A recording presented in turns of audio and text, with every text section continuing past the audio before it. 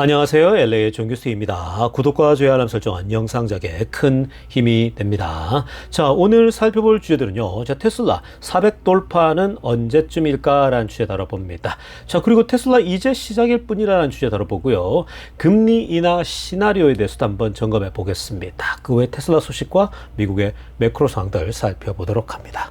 자, 우리 먼저요, 이 전체적인 미국 주식시장 흐름부터 살펴보고 가겠습니다. 맵을 다 같이 보시게 되면요. 저는 미국 시장을 한마디로 정리하자면요. 오늘 전반적으로 괜찮은 흐름이었다. 이렇게 정리해 볼 수 있겠습니다. 자, 지금 마소부터 좀 보겠습니다. 1.58 올랐어요. 꾸준하게 뭐 조정이 있지만 오르고 있습니다. 자, 그리고 애플 0.52%. 뭐 오늘 그냥 평범해요. 오늘은 전반적으로. 자, 엔비디아 1.33% 올랐습니다. 엔비디아가 계속 파죽지세죠. 괜찮은 흐름 계속 보여주고 있습니다.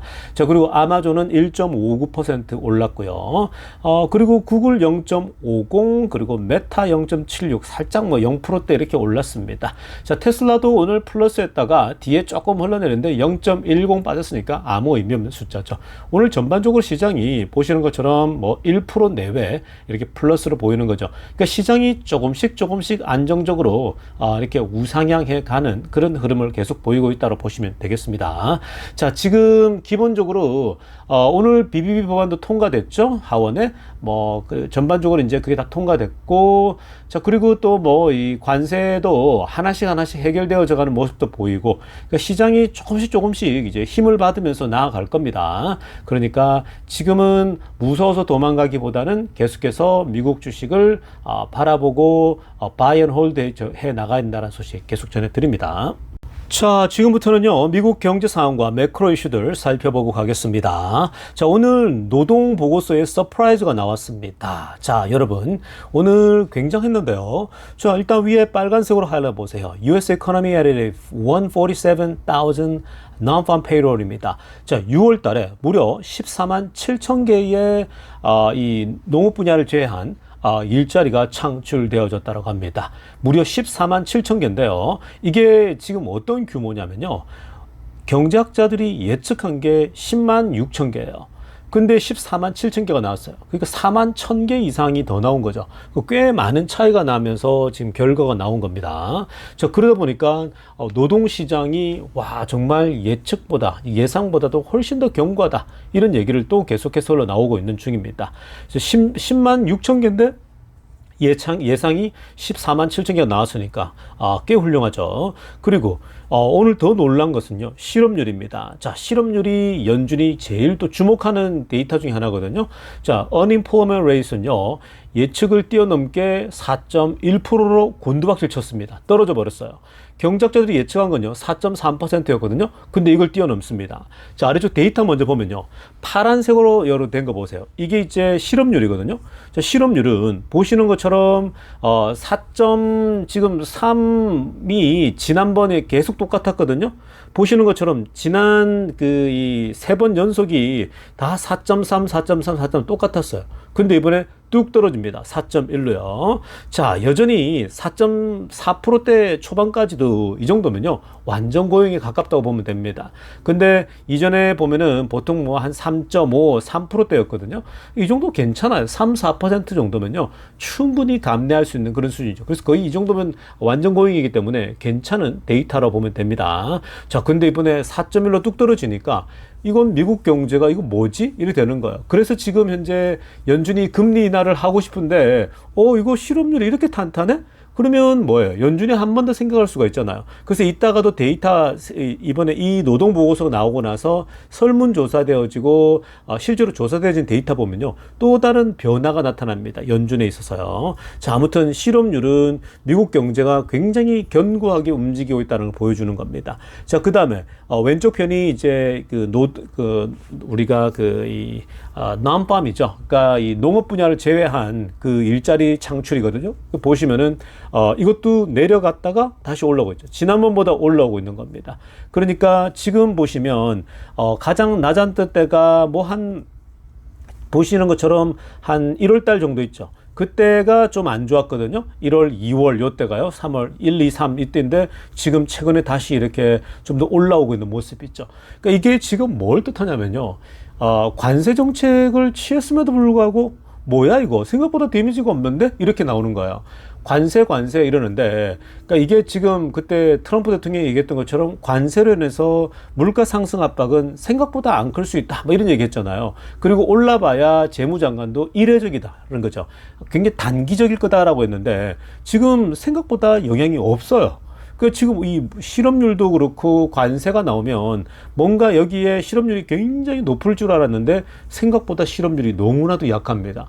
그러니까 이게 지금 놀라운 지점이죠. 그러니까 자꾸만 야 이제 금리 내려 하고 있는 거예요. 근데 트럼프 대통령 입장에서는 야 이제 금리 내려도 된다고 이게 지금 안 보이냐고 이 관세가 뭐 영향을 별로 주지도 않는데 뭘 그렇게 자꾸 호들갑 떠냐 이런 거거든요. 근데 연준 입장은요 아니다 실업률 봐라 지금 실업률이 이렇게 견고한데 뭐 굳이 지금 금리를 내릴 필요냐 아직까지 너무 핫한 거 아니냐라는 거야. 너무 아직 핫하다 잘못하다간 물가 오른다라는 거죠. 그러니까 연준의 관료 입장과 그리고 대통령 입장은 너무나도 다른 거죠. 대통령은 실무를 해야 될 사람이고, 근데 연준도 뭐 실무라고 자기들도 실무를 할 수 있지만, 연준 입장에서는요, 특히 연준 의장은 내년 자기 은퇴할 때까지는 무리수를 안 두려고 합니다. 절대로 무리수 안 두죠. 안정적으로 관리되기를 원하죠. 왜냐하면 자기가 마치고 났을 때에 안정적인 가장 역대급으로 경제 관리를 잘한 소위 재무장관, 제롬 파월이라고 소위 그 연준 의장이라는 소리 듣고 싶거든요. 평생 교과서에 실릴 거 아니겠습니까? 그리고 본인도 잘 마무리돼야 다음 넥스트 스텝이 좋은 거잖아요. 다 망쳐놓으면 누가 갖다 쓰겠습니까? 아무도 안 쓰려고 하겠죠. 대학교 교수로 가려고 하든 어느 큰 기업의 관료로 가려고 하건 그 사실 임원으로 간다고 하더라도 뭔가 잘 마무리해야 되거든요. 그러니까 지금 오히려 이 제롬 파월 의장은요. 무리수를 안 들려고 하는 자세. 그것 때문에 지금 금리 인하도 빨리 나오긴 지금 현재로서는 이 데이터를 보고 어렵다라는 거죠. 자, 이어서 살펴볼 데이터 보시기 바랍니다. 자, 이번에 6월 달에 이 지금 실업률과 노동 보고서를 딱 보고 나서요. 자, 지금 현재 이 조사가 나왔습니다. 예측치가요. 어떻게 나오냐 보시면요. 놀라운 결과가 나옵니다. 자, 지금 이 회색으로 된 거 있죠. 아래쪽에 막대가 보시면요. 자, Thursday, July 3rd 인데 오늘이거든요. Thursday 초록색으로 한 거요. 이게 이제 오늘 예상치고요. 일주일 전 그리고 핑크빛이 일주일 전이고요. 그다음 맨 마지막 막대 그래프가 원먼트 겁니다. 한 달 전의 예상치예요. 자, 한 달 전에 보면 지금 여러분 금리 그러니까 연준 미팅이 7월 30일 날 있어요. 그리고 또 하나가 뭐냐면 이제 8월 달에는 없어요. 그 다음에 9월 17일 날 있어요. 그러니까 7월 30일하고 9월 17일 있는데, 자, 보시면 맨 아래쪽에 한 달 전에 조사했을 때는요, 7월 30일 날 금리 인하에 대해서 회색이에요. 7월 30일 예측이 노컷입니다. 이 회색은요, 무슨 뜻이냐, 노컷. 금리 인하 안 할 확률이 75.6%예요. 그 다음에 0.25% 한다라는 게 지금 현재 파란색이거든요. 그 뒤에 24.4%예요. 그러니까 0.25 확률이 24니까 이때도 그래도 가능성은 지금 한 4분의 1은 정도 있는 거잖아요. 근데 일주일 전에 조사했더니 이게 지금 더 줄어듭니다. 오히려 지금 금리나 7월 30일 날, 이번 달입니다. 이번 달 말에 안 한다라는 게 79.3이니까 거의 80%까지 올라갔어요. 그리고 이제 0.25 인하는 20%로 줄어들었고요. 그런데 오늘 보십시오. 자, 초록색으로 하는 첫 번째 막대를 보시면요. 회색 부분 보세요. 이게 이제 금리 인하 안 한다라는 건데 7월 30일 날. 자, 이번 달 말에 7월 달 금리 인하 안 할 가능성이 95.3으로 뛰어버렸습니다. 그리고 파란색은 아예 보이지도 않죠. 4.4% 정도 되는 거거든요. 자, 여러분. 이걸 보면 그냥 거의 7월 30일 날 금리 인하는 물 건너갔다고 보면 됩니다. 자, 이게 지금 오늘 노동 보고서를 보고 나온 데이터거든요. 왜 이럴까요? 자, 앞에 설명했던 것처럼 똑같습니다. 자, 연준이 바라볼 때 지금 실업률이 너무 견고해요. 오히려 거꾸로 내려가고 있어요. 그러니까 여러분, 이게 실업이 안 되고 있다? 만약에 실업률이요, 한 4.5까지 올라가고 4.6까지도 올라가게 되면요, 연준은 금리 인하 카드를 만지작거려야 돼요. 근데 지금 실업률이 오히려 거꾸로 내려가고 있다? 자, 왜 실업률이 중요합니까? 사람들이 실업을 하게 되면 돈을 안 쓴단 말이에요. 근데 이게 견고하게 이 사람들이 그 직장을 가지고 있잖아요. 계속 돈을 쓴단 말이에요. 왜냐면 월급을 계속 받으니까. 근데 실업 청구 건수가 높아지고 하게 되면 사람들이 움츠러들어요. 그럼 돈을 적게 쓴다고요. 그러니까 그 실업률하고 굉장히 밀접하게 연결되어 있는데 연준이 보니까 너무 견고해요. 그리고 일자리도 늘었고요. 그러니까 실업되면 또 바로 일자리를 찾을 수 있는 그런 구조가 현재 미국의 노동시장의 모습이라는 거예요. 물론 디테일하게 들어가 보면 아직까지 뭐 문제점들을 지적할 만한 것도 여전히 있습니다. 뭐 저소득층하고 또 세밀하게 나누면 그런 게 있지만 그 전반적으로 지금 미국의 이 노동시장이 너무나도 견고하죠. 특히 실업률은요. 오늘 금리 인하 7월 달을 기대했던 그 트럼프나 고 지지자들은요. 완전 실망감을 감추지 못하고 있습니다. 그러니까 아예 지금 가능성이 없어졌어요. 결국은 9월 달로 넘어가게 됩니다. 자, 9월 달 넘어가서 금리 인하가 가능해지는데 또 트럼프가 제롬 파월을 굉장히 들려보고 올 것 같아요. 왜냐? 지금 웬만한 건 오늘 비비비반 통과됐죠. 웬만한 것들은요. 지금 다 좋거든요. 본인이 원하는 대로 끌고 가고 있어요. 다만 금리 인하만 본인 마음대로 지금 안 됩니다. 왜냐면 본인 권한이 없거든요. 제롬 파월이 갖고 있다 보니까 제롬 파월이 지금 자기 말을 순순히 안 듣고 있습니다. 그러니까 막 제롬 파월을 어떻게든 푸시해서 올 연말 안에 제거해야겠다 뭐 이런 얘기 계속 나오지 않습니까? 밀어내고 말 잘 듣는 새로운 이제 그 연준 의장을 세워야겠다. 금리 인하를 본인과 보조를 맞출 수 있는 사람이 야겠다. 여러분 여기서 우리가 투자자 입장에서는요. 7월에 내리냐 9월에 내리냐 그 의미 없어요. 중요한 건요. 금리 인하는 지금 올 하반기 내년쯤에 점점 더 가까워오고 있다는 거예요. 여러분 금리 인하를 보면서 여러분들이 금리 인하가 되잖아요. 그러면 이때부터는요. 장기적으로 우상향이 또 나옵니다. 그렇기 때문에 여러분들이 계속 말씀드린 것처럼 지금부터는 계속 모아가야 되는 거예요. 떨어져주면 땡큐인 거예요. 뭔가 문제 생겨가지고 뭐 무너진다 계속 모으셔야 돼요. 결국은 관세 해결될 거죠. 그 다음에 금리까지 내려간다. 이 고금리에서 내려오지 않습니까? 주가는요 계속 우상향할 수밖에 없습니다. 앞으로 금리가 내리면요 계속 내려갈 일만 남은 거지 오를 일이 별로 없어요. 그렇기 때문에 아주 긴 안목으로 가져간다면 굉장히 좋습니다. 그러니까 자산이 쌓여가는 구조로 만들어 가셔야 돼요. 자, 이어서 살펴볼 소식은요. 자, 트럼프 대통령이 지금 관세를 맺고 있는 각 나라들 있죠. 자, 나라들에 대해서 지금 어떻게 돌아가고 있냐라는 질문에 자, 위에 초록색으로 하나 보세요. 지금 the relationship with every country has been very good 이라고 합니다. 자, 지금 모든 나라들입니다. 그냥 일부 나라가 아니고요. every country와의 관계가 정말 very good이다라는 거죠. 트럼프가 워낙 윽박질러 놨기 때문에 지금 뭐 많은 나라들이 적극적으로 임하고 있다라고 합니다. 그러니까 지금 뭐 최근에 베트남이 이제 미국과 합의를 했고요. 20% 정도로 합의를 한 거죠. 그리고 이제 각 나라들은요. 20% 기준으로 봤을 때에 결국은 뭐 일본도 그렇고 우리나라도 그렇고 일괄적 20%가 아니라 뭐 부분적으로 또 20% 할 건 20% 하고 또 10% 할 건 10% 하고 가능하면 일괄적으로 이번에 이제 한국에서 오는 거는 10% 정도 한다 이러면은 서로 무난하거든요. 근데 미국은 더 받고 싶을 거 아니에요. 더 높이 올리고 싶고 한국은 더 줄이고 싶고. 근데 이제 베트남이 20% 했으니까 그곳에서 이제 뭐 우리나라나 일본이나 조금 더 한 10%대로 내려올 것을 요구하겠죠. 요청하고 맞추려고 할 겁니다. 자, 어찌됐건 지금 트럼프는 많은 나라들하고 관계가 좋게 형성되고 있다. 딜을 토론하는 데 있어서 그 딜에 대해서 자꾸만 삐걱대고 우리 안 해 이게 아니고 굉장히 다들 적극적으로 임하고 있다라는 거죠. 그러면서 뭔가 서로가 서로 윈윈할 수 있는 걸 끌어내려고 합니다. 그러니까 이거 정말 준비를 잘해야겠죠. 우리나라도 지금 협상을 진행하고 있다니까 아주 긴밀하게 협상을 잘해야 되고 미국과 함께 큰 틀을 잡아가면서 해 나가야 되는 겁니다. 그러니까 지금 어찌됐건 우리가 투자자 입장에서는요. 미국이 지금 모든 나라와 특히 주요 10개국에서 12개국 한 10개 정도 되는 나라가 있거든요. 그 나라들과 협상이 잘 마무리되면요. 아마 주가는 여기서 충분히 연말에 지수로 따져도 1-20% 이상은 더 뛸 겁니다. 지수입니다. 각 개별 주식은 뭐 당연히 더 오르는 거고요. 그래서 일단 관세 문제도 나름대로 잘 정리가 되어 가고 있다는 점이 굉장히 또 이것도 주식시장이 긍정적입니다.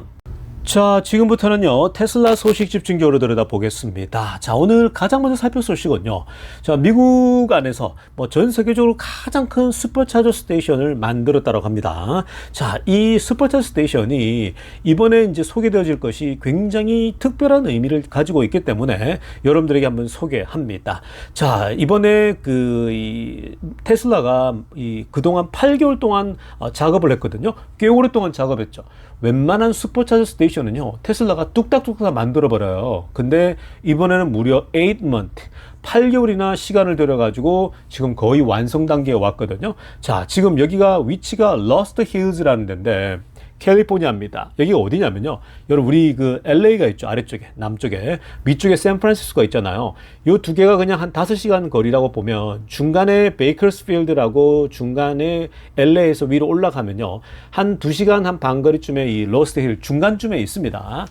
여러분들이 이쪽 서부 여행을 해본 사람은 아실 텐데, LA에서 샌프란시스코 올라갈 때 보면요, 5번 도로에서 양쪽으로 보면요, 도심지를 지나고 보면 어마어마한 길 동안 양쪽에 오렌지 밭이 연결되고, 또 그냥 너트 있죠. 다양한 너트들 밭이 있고, 그런 어떤 거의 황무지에 거의 밭을 개간해 가지고 소위 그 엄청난 농장을 만들어 놨거든요. 그러니까 그게 쭉 이어져요. 그러니까 그게 무슨 말이냐면요, 중간에 보면은 황무지들이 어마어마하게 많습니다. 이 샌프란시스코하고 LA 가운데 지점에는 인구 밀도가 떨어질 거 아니에요. 아무래도 도시랑 멀어지니까. 그러니까 그쪽에 사람들이 거의 안 사는데 차는 계속 지나다녀요. 자, 그러다 보니까 그쪽 지역은요, 황무지에다가 사람들이 많이 이렇게 거주하지 않는 굉장히 인구 밀도가 낮은 지역이다 보니까, 자, 그 지역에 가장 초대형 규모의 지금 그 테슬라 슈퍼차저를 세우거든요. 무려 거기에 168개의 스토리 들어간다고 합니다. 그러니까 충전기가 168개인 거예요. 어마무시하죠. 자, 그래서 그곳에 이번에 특징은 뭐냐면요, 완전히 solely powered by the sun이라는 거예요. 빨간색으로 하나 보세요. 그러니까 지금 이번에 이 지금 슈퍼차저 스테이션은요, 다른 걸 쓰지 않고 완전히 태양광으로만 여기 에너지가 다 공급된대요. 자, 이거 자체가 굉장히 주목되고, 이게 일론 머스크가 앞으로 계속해서 이런 것을 만들 거라고 얘기했지 않습니까? 그리고 operating off grid라고 합니다. 그러니까 지금 off grid가 뭡니까? 이게 전력망에 연결돼 가지고 전기를 공급하거나 할 수 있지 않습니까? 전력망 아예 없어도 되는 거예요. 그 사실 사막 지역 같은 데기 때문에 LA하고 샌프란시스코 중간 지역에 아무것도 없는데요. 그러니까 거기는 전기가 굳이 들어가지도 않는 그런 지역이니까 전기 공급받기도 힘들고요. 그 당연히 전기 공급망이 없다고 합니다. 전력 공급이 없이 이 도심지로부터 연결돼 가지고 완전히 순수하게 태양광으로만 돌아간다는 거죠. 이거 자체가 굉장히 상징성이 있는 겁니다. 이건 머스크가 과거부터 이런 얘기를 많이 했던 거거든요. 근데 드디어 이게 최고 큰 슈퍼차저 스테이션이 완전 태양광으로만 돌아가는 아주 상징적인 슈퍼차저 스테이션이 세워졌다는 겁니다. 자, 그리고 지금 아직 다 완성되진 않았지만 남아있는 스톨들과 라운지까지 나중에 올해 말에 들어온다고 합니다. 그러니까 지금 계속 건설 중에 있는데 이미 오픈된 거는 84개라 그러거든요. 아래쪽에 구체적인 데이터 볼게요. 자, 전체 노란색으로 동그라미 친 거 보면요, 168개요. 168개 스토리 얘기 들어오고, 현재 84 스토리 오픈돼 있다고 합니다. 그러니까 84개니까 대략 절반 정도가 오픈된 거죠. 나머지 절반은 계속 지금 이제 짓고 있다고 합니다. 올해 하반기면 나올 것 같습니다. 혹시나 제가 샌프란시스코를 여행을 간다고 한다면, 아니면 이 길을 지나서 요세미티나 위쪽을 여행 간다고 하면 한번 여기 꼭 들러보고 싶어요. 자, 그리고 지금 보면은 이 위에 보면요, 마운트 솔라하고 그리고 땅에다가 완전히 솔라를 다 깐 거거든요. 그리고 캐노피 있죠, 위에 충전하는 거. 이따가 그림으로 한번 보겠습니다. 그리고 지금 이 10 테슬라 메가팩이 들어간다고 합니다. 그러니까 이게 메가팩이 있어야 돼요. 이 그림으로 설명해 드릴게요. 그리고 12 pull through story라고 합니다. 그러니까 뒤에 어마어마하게 끌고 가는 큰 그 트럭들 있죠. 뒤에 어떤 그 여행 갈 때 쓰는 뒤에 달고 오는 거 있죠. 그런 것들도 여기서 충전할 수 있는 것이 12개나 있다고 합니다. 그러니까 큰 트럭들이 할지 큰 뒤에 이런 것들도 여기서 다 충전할 수 있을 만큼 그 넓은 공간을 확보하고 있다고 합니다. 자, 여러분, 이 그림 한번 보시겠습니다. 자, 지금 이 그림 보시면요. 지금 현재 세계 최대의 큰 이 슈퍼차저 스테이션인데 이게 전력 공급이 된 게 아니라 완전 태양광으로만 돌아간다는 거거든요. 그래서 굉장히 의미가 있는 겁니다. 자, 지금 보시면요. 첫 번째 그림 보세요. 왼쪽 위에 그림 보면. 자, 일단 제가 빨간색으로 위에 화살표 친 거 있죠. 이게 뭐냐면은 5번 도로입니다. 5번 국도거든요. 그러니까 이 고속도로예요. 이런 길을 지나간다고. 양쪽에 벌판이에요. 그리고 위에 초록 있고 이런 것들은요, 오렌지 밭이기도 하고, 때로는 너트 있죠. 이런 것들. 뭐, 또 체리 밭이 있기도 하고 막 그러거든요. 다양합니다. 그러니까 이런 것들이 쭉 이어지는데, 보통 이런 그냥 아예 아무것도 없는 덜판들이 막 계속 있어요. 근데 이 고속도로를 지나가는데, 옆쪽에 보다 보면요, 아무것도 없단 말이에요. 그러니까 이럴 때는 이 충전소가 있으면 되게 좋을 거 아니에요. 그러니까 오히려 지금 테슬라가 잘하는 게 뭐예요? 태양광 이쪽 정말 잘하지 않습니까? 그러니까 캘리포니아 태양이 너무 좋거든요. 그 태양력 기술도 있는 데다가 이걸 안 할 이유가 없는 거죠. 자, 그래서 지금 저 고속도로 옆에다가 보십시오, 여러분. 아예 뒤편에 보면 고속도로 바로 옆에는 이제 충전소가 있고 그 뒤에 보세요. 어마어마한 태양광 패널이 쫙 바닥에 깔려 있죠. 여기서 햇빛을 다 받는 거예요. 자, 그렇게 해서 맨 아래쪽에 보시면 맨 아래쪽에 파란색으로 동그라미 친 부분 보세요. 뭐가 보입니까? 메가팩이 보이죠? 메가팩이 10개 정도가 이게 설치됐다고 그랬거든요. 그러니까 메가팩은 왜 필요할까요? 자, 여러분, 태양광으로 받은 이 패널로 받은 전기를 받으면 이 전기가 어디로 모여져야 될 거 아니에요. 그러니까 모이는 곳이 배터리예요. 큰 배터리가 메가팩이거든요. 그 파란색 동그라미 친 부분에 여기에 다 모이겠죠. 이제 에너지가. 그러니까 여기다 저장을 해두면 10개니까 뭐 가득가득 찰 거 아니에요. 그러면 여기 찬 것들이 이제 다 아래쪽 연결돼가지고 테슬라의 각 스톨로 다 연결이 되겠죠. 전기 공급이 되는 겁니다. 자, 그래서 이렇게 이 순수하게 태양광으로만 전기 공급을 한다? 얼마나 이게 대단한 겁니까? 이거 자체가요. 그냥 계속적으로 앞으로 보시면은 그냥 이거는 사실 뭐 그냥 태양광으로도 돈이 떨어지는 거나 마찬가지죠. 처음에 설치비는 들 뿐이죠. 자, 그 다음에 여기서 특징은 뭐냐면 위에 초록색으로 동그라미 친 거 보세요. 이런 굉장히 이제 사람들이 여기 들러가지고 쉴 수 있는 공간이라는 거야. 자, 충전하면 뭐 한 30분 정도 충전하면 쉴 거 아니에요. 여기에 식당도 들어오고 갤러리도 들어오고 지금 보시면 테슬라 전시에 쉴 수 있는 아이들하고 이런 공간이 마련됩니다. 얼마나 좋습니까? 그러니까 여기 쉬면서 뭐 이렇게 이 에어컨 바람도 쉴 수 있고 또 여기서 아이들하고 쉬고 점심도 먹고 저녁도 여기 밥을 먹을 수 있는 공간을 딱 만들어 놨어요. 그러니까 너무나도 좋죠. 그러니까 이런 것들이 앞으로 되게 상징적으로요. 전 세계적으로 많이 생길 수가 있습니다. 아예 태양광을 활용한 전기 공급. 그러니까 이거는 외진데도 세울 수가 있는 거죠. 교통량은 많은데 외진 곳에다가 세운다면요. 원래 보통 외진 곳은 전기 공급이 안 돼가지고 못했거든요. 근데 이제 이렇게 자체적으로 다 해버리면요. 앞으로 이런 일이 어마어마하게 많이 생기겠죠. 이거 자체가요. 사실 장기적으로 보면 그냥 ATM 머신이라고 보면 되는 거예요. 자, 다음으로 살펴볼 소식은요. 웻부시의 데나이브스가 자동차로 또 직접 타고 어디로 이동하면서 인터뷰를 직접 단행했습니다. 자, 먼저 보시면요. 위에 빨간색으로 하얀 보십시오.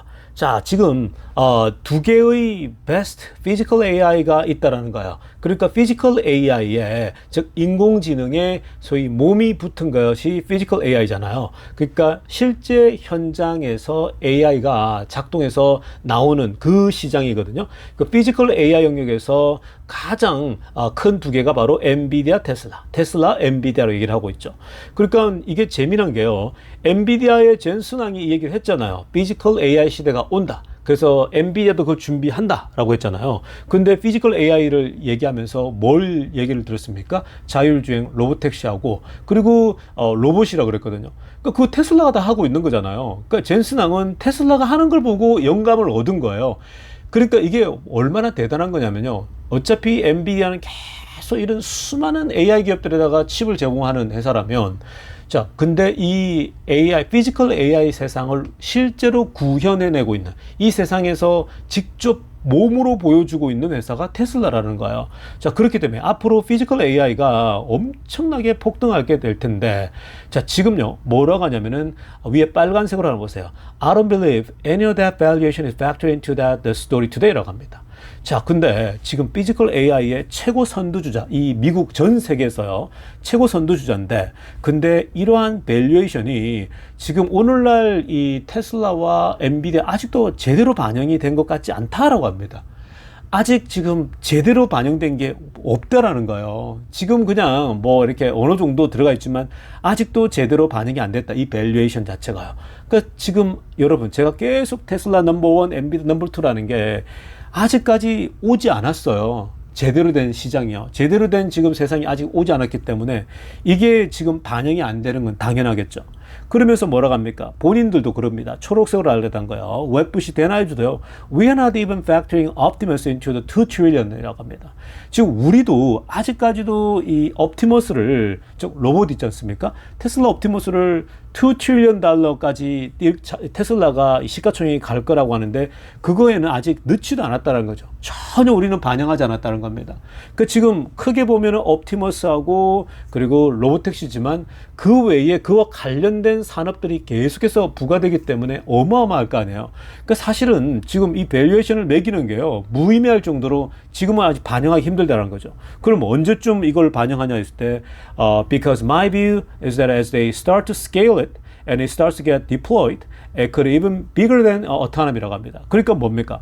지금 우리가 앞으로 이걸 계산을 못하고 있는 건 뭐냐면은 대량으로 scale it. 자, 테슬라가 뭐 3,000대, 5,000대씩 막 찍어내기 시작하잖아요. 그리고 나서 start to get deployed. 회사에 배치되고 일하는 게 보이면 그제서야 이제 계산할 수 있다는 거예요. 아직까지는 뭔가 배치된 게 아니기 때문에 계산 불가예요. 왜냐? 실제로 로봇이 만들어낸 세상에 대해서는 어느 누구도 가보지 못했거든요. 어느 누구도 보지 못했거든요. 근데 그 가능성들은 여러 영역에서 보인단 말이에요. 그러니까 사실은 이거는 뭐라고 합니까? It could be even bigger than autonomy. 자율주행과 비교하더라도 더 큰, 어마어마하게 더 큰 세상이 될 거라는 거죠.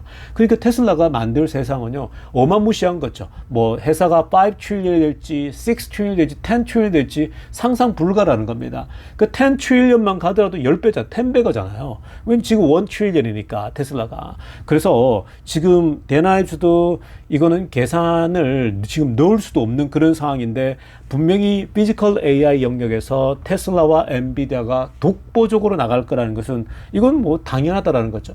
그러니까 여러분 지금 이 데나이브스, 지금 소위 월가에서 가장 기술주에 있어서 능한 이 데나이브스가 바로 이런 평가를 내리고 있다. 뭐 이거는 뭐 앞으로 이분이 옛날에 애플도 그렇고 이런 빅테크들을 굉장히 미래를 좋게 보면서 어마어마하게 퍼포먼스를 가져왔잖아요. 본인들이 운영한 ETF도요. 크게 소위 불어나긴 했는데 테슬라에서 이렇게 평가하는 건요. 이거는 무시할 수 없는 거죠. 근데 요즘 긍정적인 건 또 뭐냐면요.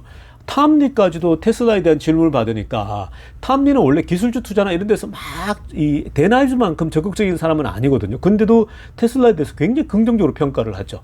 테슬라가 앞으로 펼쳐질 로보택시랄지 이런 거에 대해서는. 그리고 트럼프가 하는 얘기를 반박해버리죠. 트럼프는 보조금 때문에 테슬라가 여기 왔다는데 전혀 그렇지 않다고, 테슬라만의 기술력이 어마어마하다고 얘기를 하고 있는 거죠. 그러니까 지금 앞으로 만들어질 테슬라의 제국, 테슬라의 세상이요, 어마어마하다는 걸 좀 기억해 볼 필요가 있겠습니다. 자, 다음으로 살펴볼 소식은요, 며칠 전에 나왔던 중국 데이터 한번 보고 가겠습니다. 갑자기 인도량 발표가 먼저 나와서 사실 이 데이터를 못 봤거든, 묻혀버렸거든요. 근데 이것도 보면요, 나름대로 좀 안정감을 가질 필요가 있겠습니다. 자, 이번에 중국 데이터 나왔거든요. 지난주 거요. 그래서 이제 그 보시면요, 우리가 중국도 막 뭔가 오르락내락이 많아가지고 영향이 많았는데 지금 중국이 엉망이잖아요. 여러분 제가 계속 분석해 드렸지 않습니까?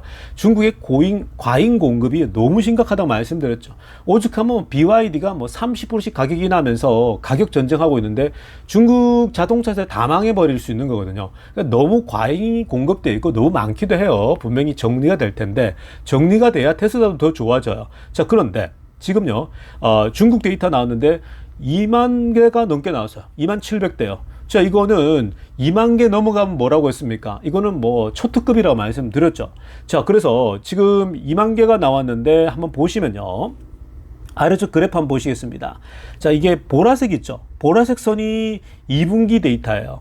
자, 그러니까 2분기가 처음에도 뭐 그냥 좀 중간 중 정도로 했다가 이번에 2분기 때는 생각보다 전체적으로 좀 안 좋았잖아요. 왜냐하면 이게 다 뭐 이렇게 여러 가지 어떤 이슈들도 있고 그래가지고요. 그리고 뭐 휴가도 있고 몇 번 했는데, 자, 아무튼 간에 이렇게 지금 오르락 내리락 했지만 결국 막판에 뛰어오르는 거 보세요. 마지막에 이 2만 개를 돌파하는 거 보면요, 그냥 뭐 거의 24년도 3분기 다음으로 2등으로 졸업했습니다. 지난 5분기를 따지면요, 2등으로 마칠 정도로 지난 1분기보다도 2분기가 조금 더 많이 나왔다. 마지막 포인트는요. 자, 그래서 이런 거 보면요, 이번에 2만 개가 팔렸다는 것 자체가 이게 이제 유의미한 거죠. 그러니까 다 올라오고 있다라는 거예요. 그러니까 이게 숫자가요, 뭐 이렇게 오르락 내리락 있지만, 그리고 부침이 있긴 하지만 결국은 이 질적으로 뛰어난 테슬라의 자동차가 결국 중국에서도 여전히 힘을 발휘하고 있다는 겁니다. 이 정도 유지하면 돼요. 그러면 많은 중국 기업들이 망할 거거든요. 망하게 되면요, 결국은 테슬라의 그 영역은요, 더 조금씩 더 확장될 겁니다. 지금 중국이 정말 자동차 시장이 너무 엉망이기 때문에 지금은 그냥 요 정도로 유지만 해도 괜찮아요. 다른 지금 뭐 메이저 회사들 있죠. 도요타며 폭스바겐이면 아예 중국에서요, 성적이 너무 안 좋거든요. 근데 중국에서 이 정도면 테슬라가 굉장히 선전하고 있다. 비싼 차임에도 불구하고요. 지금 뭐 BYD나 중국 회사들이 지금 니오는 뭐 파산할 수도 있다까지 얘기 나오고 있는 상황이에요. 니오도요. 그러니까 이 중국 전기차 3대장 니오가 이런 상황이면 어떤 상황인지 아시겠죠? 그러니까 지금 뭐 울며 겨자 먹기로 찍어 누르고 뭐 그냥 찍어내고 있는 거거든요. 그러니까 이게 돈도 못 벌어요. 보조금으로 다 버티고 연명하고 있는 그런 회사들입니다. 테슬라는 보조금 없어도 계속 플러스예요, 여러분. 전혀 문제 없는 회사가 테슬라입니다. 자, 아무튼 요런 거 보시면서 좀 계속해서 조금씩 다 올라오구나. 전 세계적으로. 어제 터키도 1등하고 우리나라도 1등 했다면서, 여러분들이. 그러니까 계속 올라오고 있어요. 곳곳에서. 다른 지역이 좀 떨어지더라도요, 곳곳에서 올라오고 있기 때문에 결국 테슬라의 기술력, 또 좋은 차 타보면 알기 때문에 결국은 꾸준하게 지속적으로 우상향할 수밖에 없다라고 정리해 드립니다. 자, 여러분, 오늘 영상은요, 여기까지 하도록 하겠습니다. 레이저 뉴스 TV였습니다.